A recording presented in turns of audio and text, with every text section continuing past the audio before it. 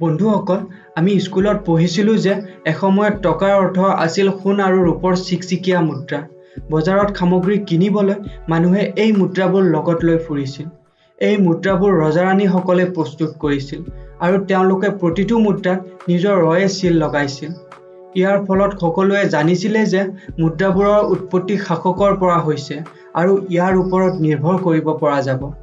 কিন্তু সময়ৰ লগে লগে পেপাৰ মানিয়ে মুদ্ৰাৰ ঠাই ল'লে। গধুৰ বস্তাৰ মুদ্ৰা কঢ়িয়াই নিয়াৰ সলনি মানুহে কাগজৰ ধন ব্যৱহাৰ কৰিবলৈ ধৰিলে।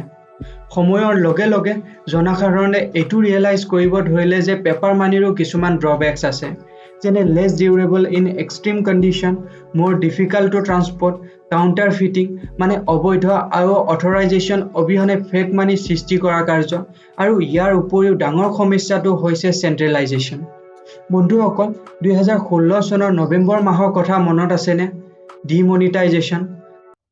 आज मध्यरात्रि यानी 8 नवंबर 2016 की रात्रि को 12 बजे से वर्तमान में जारी 500 रुपए और 1000 रुपए के करेंसी नोट लीगल टेंडर नहीं रहेंगे।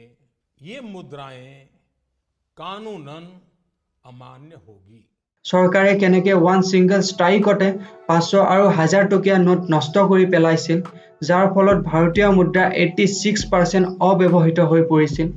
এতিয়া আপুনি অকণমান হ'লেও বুজিব পাৰিছে যে ডিজিটেল কাৰেঞ্চি বা ক্ৰিপ্ট' কাৰেঞ্চিৰ প্ৰয়োজনীয়তানো কি। কিন্তু ক্ৰিপ্ট' কাৰেঞ্চিৰ বিষয়ে বুজাৰ আগতে আমি ক্ৰিপ্ট'গ্ৰাফীৰ বিষয়ে বুজিব লাগিব, যাৰ বাবে আমি উভতি যাব লাগিব 20th চেঞ্চুৰীলৈকে। ইন দ্য 1900 BCৰ আশে-পাশে মানুহৰ হাতত আজি আমাৰ হাতত থকাৰ দৰে টেকন'লজি নাছিল, যাৰ দ্বাৰা তেওঁলোকে নিজৰ বাৰ্তা গোপন কৰিব পাৰে। কিন্তু কিছুমান বিশেষ ব্যক্তি আছিল, যিয়ে হাইৰোগ্লিফ নামেৰে জনাজাত অন্যান্য চিত্ৰকল্প ব্যৱহাৰ কৰি গোপন সংকেত প্ৰস্তুত কৰাৰ চেষ্টা কৰিছিল। এই হাইৰোগ্লিফবোৰ আচলতে গুৰুত্বপূৰ্ণ গোপন বাৰ্তাৰ বাবে ব্যৱহাৰ কৰা হোৱা নাছিল, বৰঞ্চ এণ্টাৰটেইনমেণ্ট আৰু পঢ়িব পৰা মানুহৰ বাবে ৰহস্যৰ অনুভূতি সৃষ্টি কৰিবলৈ অধিক ব্যৱহাৰ কৰা হৈছিল। ইয়াৰ 1990ৰ সময়ছোৱাত মানুহে ক্ৰিপ্ট'গ্ৰাফিক অগ্ৰগতি লাভ কৰে আৰু সেই সময়ত ইণ্টাৰনেটো আৰম্ভ হয়।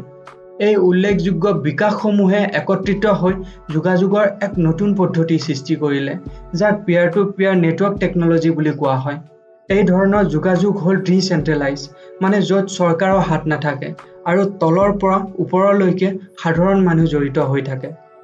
ইয়াৰ 1989ত আমেৰিকান ক্ৰিপ্ট'গ্ৰাফাৰ ডেভিড চাউমে ডিজিকেছ নামৰ ক্ৰিপ্ট'গ্ৰাফিক ইলেক্ট্ৰনিক মানিৰ অন্যতম প্ৰাচীন ৰূপ প্ৰতিষ্ঠা কৰে, যিয়ে ক্ৰিপ্ট'কাৰেঞ্চি ডেভেলপক এখোজ আগুৱাই আনে।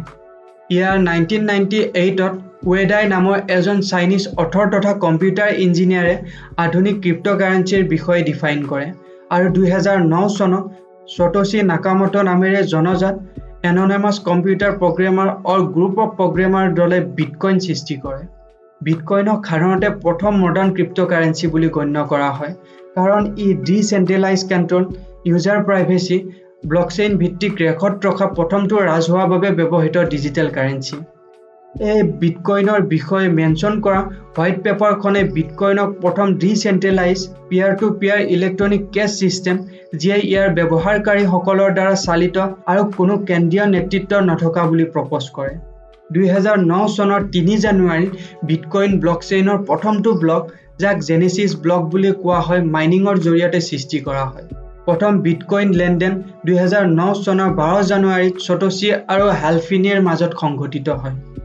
2009 চনৰ অক্টোবৰ মাহত নিউ লিবাৰ্টি ষ্টেণ্ডাৰ্ডে আমেৰিকান ডলাৰৰ বিপৰীতে বিটকইনৰ প্ৰথম বিনিময় হাৰ স্থাপন কৰে। বন্ধুসকল, আপোনালোকে ইয়াতে লক্ষ্য কৰিলেনে মই দুটা ৱৰ্ড ইউজ কৰিলোঁ, এটা হ'ল ব্লকচেইন আৰু আনটো হ'ল মাইনিং। এইবোৰ আচলতেনো হয় কি? বন্ধুসকল, ব্লকচেইন আৰু মাইনিঙৰ বিষয়ে বুজিবলৈ কল্পনা কৰক যে এখন গাঁৱৰ য'ত সকলোৱে কোনে কাৰ ওচৰত কিমান ধাৰ লৈছে আৰু দিছে তাৰ হিচাপ ৰাখিব বিচাৰে। ইয়াৰ বাবে তেওঁলোকে ব্লকচেইন লেজাৰ নামৰ এখন শ্বেয়াৰ কৰিব পৰা বহী ব্যৱহাৰ কৰাৰ সিদ্ধান্ত লয়।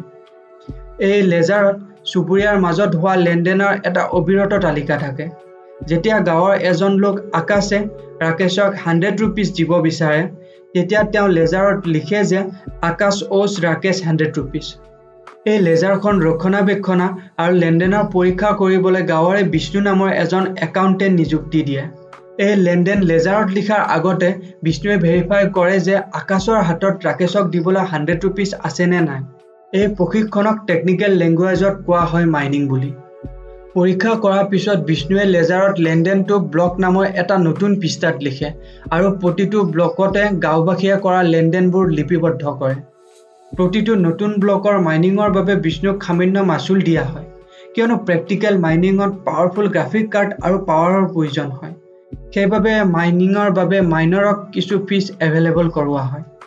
বন্ধুসকল, বিষ্ণুৱে আকাশ আৰু ৰাকেশৰ ট্ৰানজেকশ্যনটো ভেৰিফাই কৰাৰ পিছত গাঁওবাসীয়ে বিষ্ণুৰ কামটো পৰীক্ষা কৰে আৰু প্ৰতিটো নতুন ব্লকৰ লেনদেন ভেলিড বুলি সন্মত হয়। যদি সংখ্যাগৰিষ্ঠতাই সন্মত হয় তেন্তে নতুন ব্লকটো লেজাৰত থকা ব্লক চেইনত পাৰ্মানেণ্টলি যোগ হয়। এই লেজাৰখন মানে বহীখন এজন লোকৰ পৰিৱৰ্তে বহু ওচৰ চুবুৰীয়াৰ লগত এভেইলেবল কৰিবৰ বাবে ডুপ্লিকেট কৰা হয়। ইয়াৰ ফলত ই ডিচেণ্ট্ৰেলাইজ হৈ পৰে, যাৰ বাবে কোনো এজন ব্যক্তিয়ে লেজাৰ নিয়ন্ত্ৰণ কৰিব নোৱাৰে। বন্ধুসকল, বিটকইনৰ আৰু মূল ব্যক্তি সতোশী নাকামোটোৱে 2010 চনৰ ডিচেম্বৰ মাহলৈকে ইয়াৰ বিকাশৰ কাম কৰে। তাৰ পিছত তেওঁ ডেভিন আণ্ডাৰছনক চ'ৰ্চ কোড আৰু নেটৱৰ্ক এলাৰ্ট কি অৰ্পণ কৰি সক্ৰিয়ভাৱে প্ৰজেক্টটোত জড়িত হোৱা বন্ধ কৰে আৰু 2011 চনত কোনো পূৰ্ব জাননী নিদিয়াকৈ নাকামোটো নিৰুদ্দেশ হয়। This caused a split within the cryptocurrency community because no one else had the same level of authority as Nakamoto. বন্ধুসকল, প্ৰথম বিটকইন সমৰ্থকসকলৰ ভিতৰত এজন আছিল চাইফাৰপাংক হালফিনি, যিয়ে সতোশী নাকামোটোৰ পৰা প্ৰথম বিটকইন লেনদেন লাভ কৰিছিল। ফিনিয়ে বিটকইনৰ সম্ভাৱনাক নতুন ফাইনেন্সিয়েল চিষ্টেম হিচাপে দেখিছিল। তাৰ পিছত প্ৰগ্ৰেমাৰ লেজল' হানেছে 2010 চনত দুটা পিজ্জাৰ বাবে 10,000 BTC দি তেওঁৰ প্ৰথমটো ৰিয়েল ৱৰ্ল্ড বিটকইন লেনদেন কৰে। 2013 চনত ডিজিটেল মুদ্ৰাৰ প্ৰতি আগ্ৰহ দ্ৰুতগতি বৃদ্ধি পোৱাৰ লগে লগে বিটকইনৰ মূল্য $13 পৰা $1,000 ওপৰলৈ বৃদ্ধি পায়। CNN আৰু ব্লুমবাৰ্গৰ দৰে ডাঙৰ আউটলেটসমূহে বিটকইনৰ বিষয়ে ৰিপৰ্ট দিবলৈ আৰম্ভ কৰে, যাৰ ফলত মূল্য আৰু বৃদ্ধি পায়। বিটকইনৰ মূল্য উঠানামা স্বত্তেও 2014 আৰু 2015 চনৰ ভিতৰত বিটকইনে বহুখিনি পপুলাৰিটি লাভ কৰে আৰু 2017 চনৰ ডিচেম্বৰ মাহত বিটকইনে অল টাইম হাই $20,000লৈকে বৃদ্ধি পোৱাৰ লগে লগে সমগ্ৰ বিশ্বতে ক্ৰিপ্টো ফেভাৰ বিয়পি পৰে। বন্ধুসকল, বিটকইনৰ লগে লগে নিউ ক্ৰিপ্ট'কাৰেঞ্চি লাইক ইথেৰিয়াম আৰু লাইটকইনৰ দৰে নতুন ক্ৰিপ্ট'কাৰেঞ্চিও পপুলাৰিটি লাভ কৰিবলৈ ধৰিলে। এতিয়া আমাৰ লগত 22,000ৰো অধিক ক্ৰিপ্ট'কাৰেঞ্চি আছে। বন্ধুসকল, ক্ৰিপ্ট'কাৰেঞ্চিৰ উত্থানেই হৈছে ইতিহাসৰ ট্ৰেজেক্টৰীক প্ৰভাৱিত কৰা প্ৰযুক্তিৰ কাহিনী। 2008 চনত সতোশী নাকামোটোৱে বিটকইন হোৱাইট পেপাৰ উন্মোচন কৰাৰ লগে লগে এক আন্দোলন জ্বলি উঠিছিল, যিটোৰ বিকাশ এতিয়াও অব্যাহত আছে। ইয়াৰ দ্বাৰা ব্যক্তিসকলে ইনফ্লুৱেঞ্চিয়েল ইণ্টাৰমিডিয়েশ্যনৰ প্ৰয়োজন নোহোৱাকৈ প্ৰত্যক্ষ ধনৰ লেনদেন কৰিব পাৰে। আজি বিশ্বজুৰি ব্যক্তিসকলে নিজৰ স্মাৰ্টফোন আৰু ইণ্টাৰনেট সংযোগৰ জৰিয়তে এই ইনোভেটিভ ফাইনেন্সিয়েল ছিষ্টেমটোত প্ৰৱেশ কৰাৰ ক্ষমতা লাভ কৰিছে, যিয়ে ব্যক্তিসকলক ইকনমিক অপৰচুনিটি আৰু স্বাধীনতা প্ৰদানত যথেষ্ট প্ৰভাৱ পেলাইছে। ক্ৰিপ্ট'কাৰেঞ্চিৰ ব্যৱহাৰে ব্যক্তিসকলক তেওঁলোকৰ মানি কেনেকৈ সংৰক্ষণ আৰু স্থানান্তৰ কৰিব বিচাৰে সেইটো সিদ্ধান্ত লোৱাৰ বিকল্প প্ৰদান কৰে। যদিও আগন্তুক পথত প্ৰত্যাহ্বান আহিব, তথাপিতো সুযোগ সীমাহীন। ক্ৰিপ্ট'কাৰেঞ্চিয়ে ব্যক্তিসকলক ট্ৰেডিশ্যনেল ফাইনেন্স আৰু আনপেৰেলেল ইকনমিক অটনমিৰ এক কাৰ্যকৰী বিকল্প প্ৰদান কৰিব পাৰে। বন্ধুসকল, আপোনালোকে এই বিষয়ে কি ক'ব? আপোনাৰ অপিনিয়ন নিশ্চয় কমেণ্ট কৰি জনাব। অ'কে বন্ধুসকল, আজিলৈকে বাৰু ইমানতে সামৰিছোঁ। ভিডিঅ'টো ভাল লাগিলে লাইক আৰু শ্বেয়াৰ কৰিবলৈ নাপাহৰিব। আকৌ লগ পাম অইন এটা ভিডিঅ'ত। তেতিয়ালৈকে বাই, জয় হিন্দ, জয় অসম।